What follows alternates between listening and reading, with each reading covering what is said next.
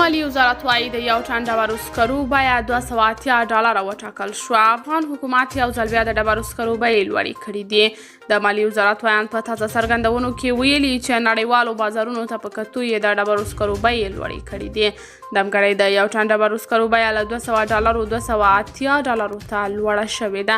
دا به لومړی ځل وي چې د افغانستان په مارکیټ کې د یو ټن ډبرو سکرو قیمت دومره لوړ شي. یاد دې وي چې څو اونۍ وړاندې د پاکستان لومړی وزیر شهباز شریف اعلان وکړ چې له افغانستان څخه د ډبرو سکرو په صادرولو کې بیړه وکړي.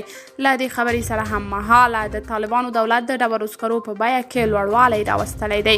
مالیې وزارت وایي چې دوی د ډبرو سکاره پر ځایي افغان سوداګرو پلوري او دوی یې بیا پاکستان ته صادروي. رسنۍ وایي چې افغان حکومت د ډبرو سکرو بیې لوړې کړي دي، خو دا بیا هم نظر نړیوال بازار ته 40% ټیټوالی ښیي. له دې سره جوخت ویل کېږي چې د ډبرو سکرو د بیو ټیټولو په موخه ښایي پاکستانی پلاوی افغانستان ته راشي، خو افغان حکومت تازه بیې د دغه پلاوي تر راتګ مخکې اعلان کړي دي. قدرمنو لیدونکو، تاسې د دې موضوع په هکله څه نظر لرئ؟